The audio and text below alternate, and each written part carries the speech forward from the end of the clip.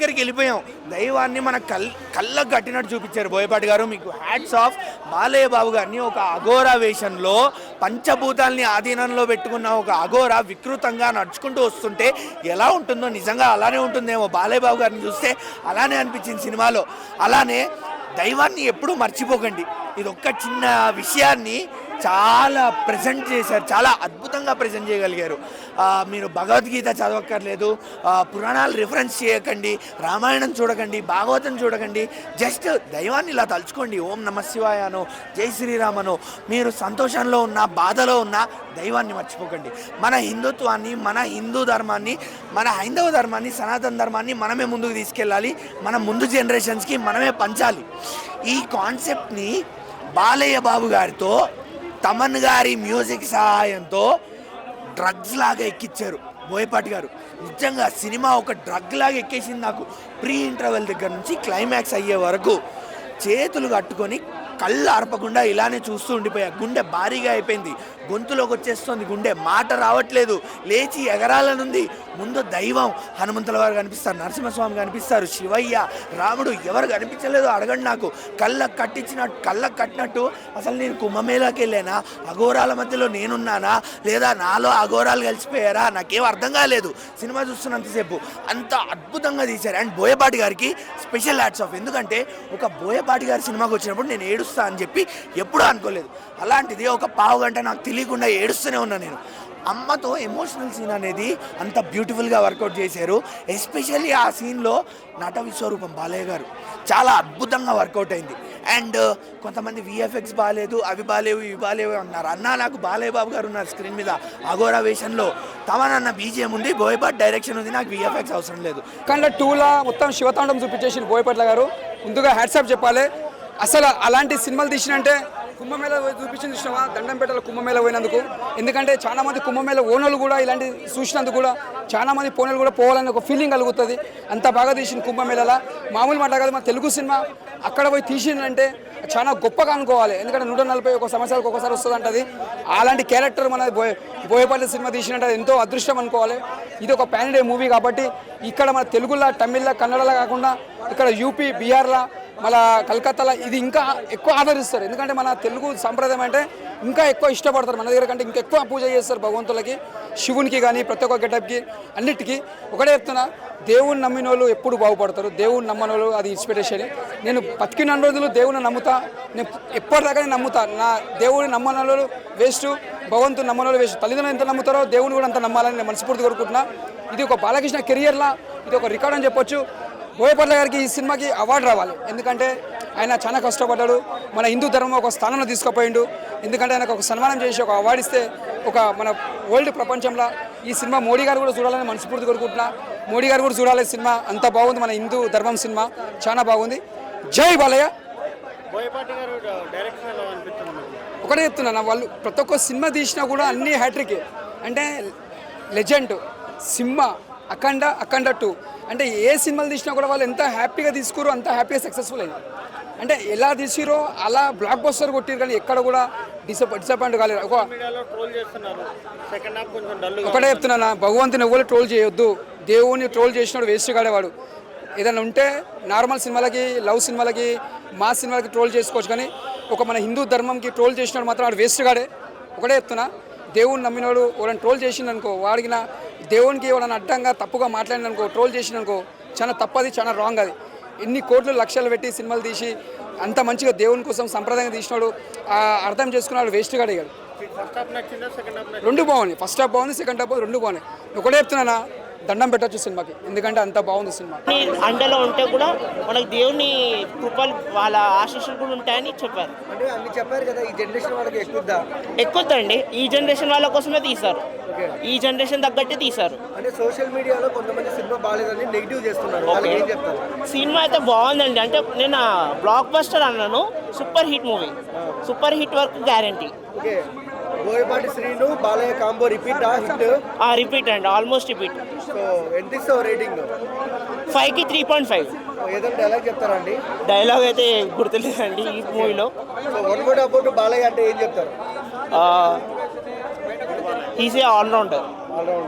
అంటే ఏ జోనర్ అయినా యాక్టింగ్ బాగా చేస్తారు. వాళ్ళ వల్ల కాల 25 కోట్లు ఎంతసేపు ఉన్న వాళ్ళకు ఒక నిర్మాత 10 కోట్లు, బాలయ్య 7 కోట్లు, బోయపాటి 4 కోట్లు, ఒక అభిమాని ఆంధ్ర ఓటు 4 కోట్లు ఇచ్చాడన్న. ఒక నిర్మాత 10 కోట్లు ఇచ్చి బొమ్మను బీజేపీ ఇచ్చారు. ఏం కావాలా వాళ్ళకు? ఒక రాజమౌళి వాళ్ళు కాదు, ఒక శివుని చూపించాలంటే ఒక బోయపాటే వాని వల్ల అవుతుంది. దెబ్బిడే బాలయ్య ఒక్కడే నిరూపించాడు. శివుని పాత్ర చేయాలంటే ఒక బాలయ్య వల్ల, ఎవరి వల్ల కాదు. చేపిస్తాడేమో కానీ ఇలాంటిది కోటే సనాతన ధర్మానికి గుర్తు చేసి ప్రేక్షకులకు ముందుకు తీసుకుపోయినాయంటే అక్కడ తిరిగి ఉంటుంది. 2020 రాసుకో. ఆది పినిశెట్టి విలన్ గా ఏమంత ఎక్కువ లేదు. ఇచ్చిన క్యారెక్టర్ అమ్మా, ఇచ్చిన క్యారెక్టర్ సూపర్ చేసినాడు. పోటీకి తట్టుకోవాలంటే అప్పుడు శ్రీకాంత్ చేసినాడు, ఆ విధంగా చేపించినాడు. 10 నిమిషాలు కాదు, పోషను ఎలా చేపించినాడు, ఢీ కొట్టించి ఆ విధంగా చేపించినాడు. కూడా వాడిని తక్కువ అంచనా వేయకూడదు. చేసిన 10 నిమిషాలు కూడా బాగా చేపించినాడు రోల్. Okay, thank you. బాగా చేసింది ఆమె. యాక్చువల్గా సాంగ్ మాస్ బాగుంది, కానీ ఆమె మిలిటరీ ఆఫీసరు అయినా కూడా పోరాడింది. ఆమె కూడా ఫైట్ చేసి పోరాడింది. బాగా బ్రహ్మాండంగా చేస్తారు. Super super. బాగున్నాడు మేడం. ఇంకొకటి చేయలేడు, ఇంకొకటి చేయలేడు కూడా. ఏ హీరో కూడా చేయలేడు. ఒక చేయాలంటే భయపడే డెబ్యూడే బాలయ్య ఒకడే. రాసుకోండి మేడం. చెప్పులు గుస్బంస్ చేయాలంటే ఆయన బాలయ్యే. చూసుకోండి, బొమ్మను తక్కువ చూశారు. వాళ్ళ కాల బ్రహ్మాండంగా చేశారు. Okay, thank you. ఫైట్స్ ఏమి విపరీతంగా ఏమి లేవు అనుకుంటున్నారంట, కానీ అవన్నీ ఏం లేవు. జై బాలయ్య. పిరాకిల్ అన్న ప్రపంచ రికార్డులు ఖచ్చితంగా కొడుతుంది. ఒక ప్యాన్ ఇండియా మూవీ అని చెప్పారు. మన Balakrishna pan India movie first time వచ్చింది, కానీ ఇలాంటి సినిమా చెప్తున్నా కదా, వరల్డ్ లెవెల్లో ఆడుతుంది మూవీ. నాకు ఇష్టమైన స్వీట్ కలకండ. ఇప్పుడే చూశాను అఖండ. అసలు ఈ సినిమాలో డైలాగ్స్ కానీ రక్తపాతం చూపించారన్న. జై బాలయ్య. బాలయ్య ఒక శివ తాండవం చూపించారు. ఇలాంటి సినిమా నేను చూసినందుకు నా జన్మ ధన్యమైందన్న. అసలు ఈ సినిమాలో ఒక భక్తుడి కోసం ఒక శివుడు వాళ్ళ అమ్మకి తలకోరి పెడతారన్న చనిపోయినప్పుడు. అది మాత్రం ఒక వేరే లెవెల్. ఒక శివుడే వచ్చి ఒక భక్తుడు వాళ్ళ తల్లికి తలకోరి పెట్టినప్పుడు ఆ సీన్ చూడాలి. మీరు యాడ్సప్ అన్న. మామూలుగా ప్రతి ఒక్క దగ్గర గుమ్మడికాయలు సాగ పెడతారు, అండ్ ఇందులో దిష్టి తీస్తారు. మన ఒక విలన్ తలకాయతోటి దిష్టి తీసినప్పుడు కింద పాసినప్పుడు సీన్ ఉంటుంది. అదొక వేరే లెవెల్. ఫస్ట్ హాఫ్ త్రిశూలం ఫైట్స్ ఉంటుంది, అది మాత్రం వేరే. క్లైమాక్స్ లో ఒక సీన్ ఉంటుంది, త్రిశూలం బట్టి గన్తో కాల్చినప్పుడు, అది వేరే లెవెల్. అఖండ 2 నచ్చింది. అఖండ 1 ఎక్కడ, అఖండ 2 సూపర్, అఖండ 2 సూపర్ డూపర్ హిట్. దీనికి మించిన సినిమా రాలేదు.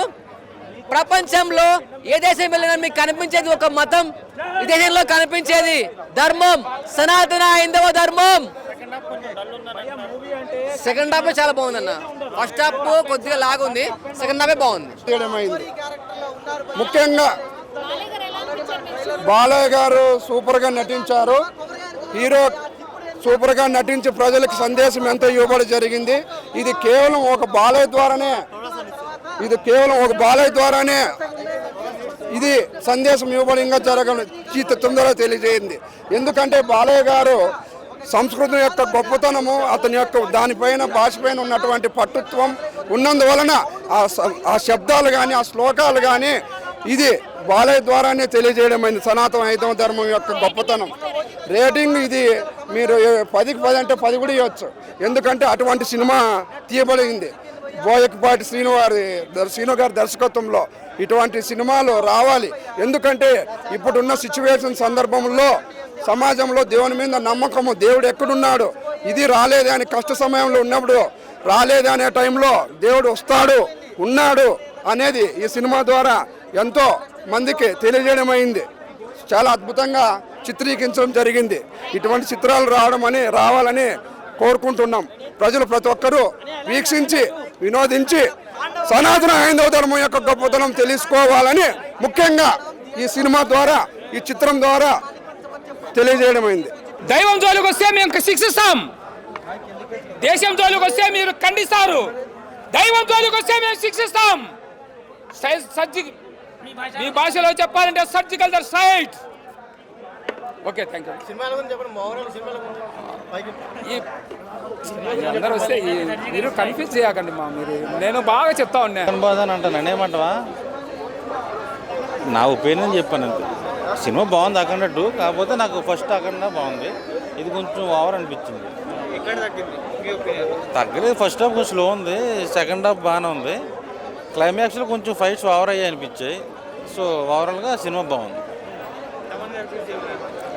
తమన్ కొట్టిన బీజిఎంకి అయితే సచిన్ సెహ్వాగ్ కూడా లేచి డ్యాన్స్ చేస్తున్నాయి థియేటర్లో. సో అంతే, ఇంకా ఇంతకుమించి నేనేం చెప్పలేను. అంతే.